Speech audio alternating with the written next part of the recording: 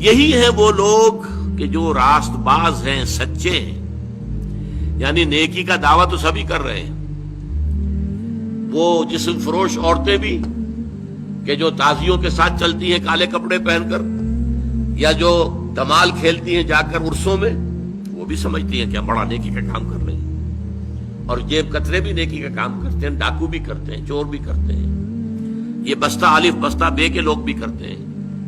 لیکن اصل نیکی کس کی ہے؟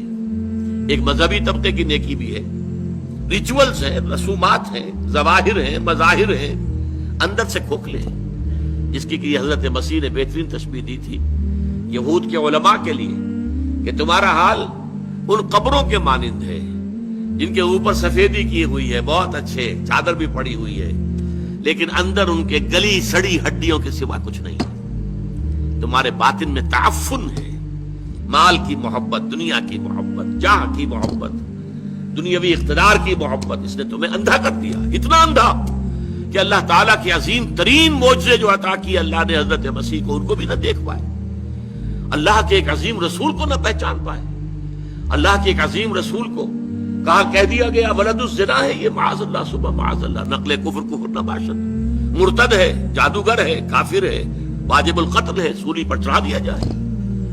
یہ مذہبی طبقہ تھا جس نے یہ کام کیا، اور ایک طبقہ ہمارے ہاں وہ لبرل، جیسا کہ میں نے عرض کیا تھا، وہ کہتے ہیں بھائی سچ بولنا چاہیے، کام اپنا کرنا چاہیے، وعدہ پورا کر، باقی یہ نماز روزہ جو ہے یہ تو انفرادی معاملہ ہے، یہ انسان کا اور اللہ کا اپنا درمیانی معاملہ ہے۔ ان تمام چیزوں کو جس طریقے سے اس آیت میں جمع کر دیا گیا، اور ہر شے اپنی جگہ پر فٹ، نماز اور روزے کو درمیان میں تو لائے، نمبر 1 پر نہیں لائے، نمبر 1 پر وَآتَ الْمَالَ عَلَىٰ حُبِّهِ ذَوِي الْقُرْبَىٰ وَالْيَتَامَىٰ وَالْمَسَاكِينِ وَابْنَ السَّبِيلِ وَالسَّائِلِينَ وَفِي الرِّقَابِ، اور اس سے بھی پہلے اصل ایمان، موٹیویشن کیا ہے تمہارا؟ اب دیکھیے ہماری مجبوری کیا ہے، ہم انسانوں کی مجبوریاں ہیں 2۔ ایک تو یہ کہ ہم اعمال کے ظاہر پر حکم لگاتے ہیں، ہمیں باطنی تو نظر نہیں آتا، ہم کسی کا دل نہیں دیکھ سکتے، ہمیں نہیں معلوم اس کی نیت کیا ہے، اور کسی کی نیت پر بلا سبب شک کرنا، شبہ کرنا، اس کی ہمیں اجازت نہیں، لہذا ہم تو کہہ دیں گے یہ نیکی ہے، یہ کام نیکی کا کام ہے، ہم اس کی باطنی جو ہے، اس کا اصل پس منظر کیا ہے نہیں جان سکتے۔ دوسرا معاملہ کیا ہے، ایک ہی شخص کے ہم کچھ اعمال کو کہتے ہیں یہ کام تو اس نے بڑی نیکی کی ہے، یہ کام اس کے بڑے برے ہیں، یہ بھی در حقیقت ہماری محدودیت ہے۔ حقیقت کے اعتبار سے انسانی شخصیت جو ہے ایک حیاتیاتی اکائی ہے۔ دیکھیے اگر آم کا درخت ہے تو آم لگے گا، اس میں نیمبو کیسے لگ جائے گا؟ آم لگے گا، نیم کی نمولی کیسے لگ جائے گی؟ اگر آپ ایک درخت میں دیکھتے ہیں کہ آم بھی لگا ہوا، نمولی بھی لگی ہوئی ہے، وہ کڑوی کسیلی نمولی بھی لگی ہوئی ہے اور میٹھا آم بھی لگا، آپ کیا کہیں گے؟ کیسے انہونی سی بات ہے۔ تو شخصیت تو ایک وحدت ہے، یا اس کے اندر خیر ہے یا شر ہے، شر ہے تو شر ہی ظاہر ہوگا، چاہے اس شر نے اوپر کوٹنگ لے لی ہو خیر کی، بظاہر نیکی کا ایک عمل کر رہا ہے، لیکن اس درخت کا، اس کی جڑ سے جو شر کی غذا اسے مل رہی ہے، اس اعتبار سے اس عمل کے اندر شر ہے، خیر نہیں ہے، چاہے ظاہری اعتبار سے خیر نظر آ رہا ہو۔ اسی طریقے سے جو شخص نیک ہے اس کے عمل میں نیکی ہی نظر آئے گی، برائی نہیں ہوگی۔ البتہ اس میں ایک استثناء ہے، جو حقیقتاً نیک ہے، جو اس پیمانے پر پورا اتر رہا ہے، وَلَٰكِنَّ الْبِرَّ مَنْ آمَنَ بِاللَّهِ وَالْيَوْمِ الْآخِرِ وَالْمَلَائِكَةِ وَالْكِتَابِ وَالنَّبِيِّينَ إِلَىٰ آخِرِ الْآيَةِ، جو شخص اس پر پورا اتر رہا ہے اس سے بھی کبھی وقتی حالات کے تحت، وقتی اثرات کے تحت کوئی غلط کام سرزد ہو سکتا ہے۔ یہ نہ سمجھیے کہ اس سے کبھی بھی کوئی برائی جو ہے اس کا ظہور نہیں ہو سکتا، نہیں ہو سکتا ہے، لیکن فوراً توبہ کرے گا۔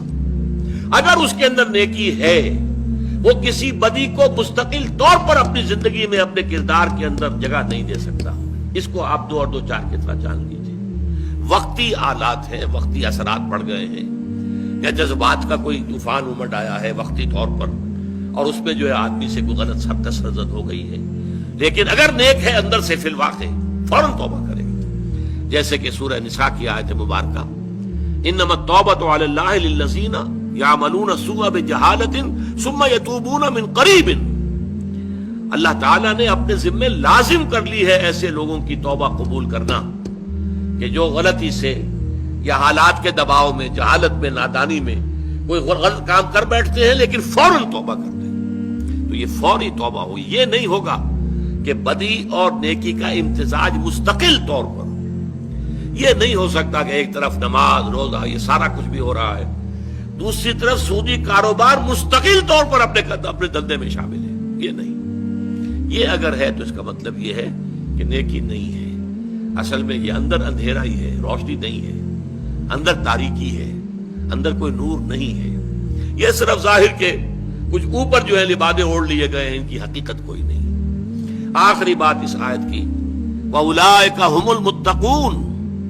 یہ سمجھیے بونس ہے اس آیت کا کہ تم نے نیکی کی اصل حقیقت کو اگر سمجھ لیا تو ساتھ ہی یہ نوٹ کر لو، یہی لوگ متقی ہیں.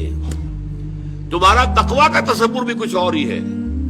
ایک ظاہری وضاقتہ ہے، شکل و صورت ایک طرح کی بنا لی ہے، لباس ایک طرح کا پہن لیا ہے، تو آپ سمجھتے ہیں بڑا متقی انسان ہے. یہ ظاہر کے ساتھ، ظواہر کے ساتھ، وہی ہماری مجبوری.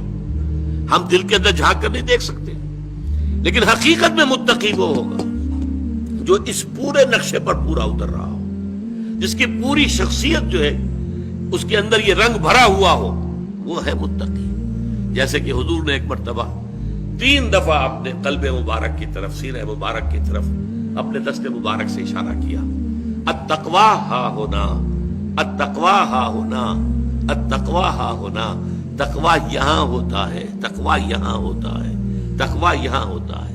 تقویٰ دل میں ہوتا ہے، دل میں ایمان ہوتا ہے. ایمان اور تقویٰ یہ گویا کہ ہم معنی اور مترادف باتیں ہو گئی. اگر اللہ پر ایمان ہے تو اللہ کی معصیت سے بچنے کی کوشش کریں گے کہ نہیں؟ اللہ کو راضی کرنے کی کوشش کریں گے کہ نہیں؟ لہذا اصل تقویٰ یہاں ہے. اور جب یہ اندر ہے تو پھر پورے وجود کو یہ ایک خاص رنگ میں رنگ دے گا، اور وہ پوری شخصیت انسان کی اس آیہ بر میں ہمارے سامنے آ گئی.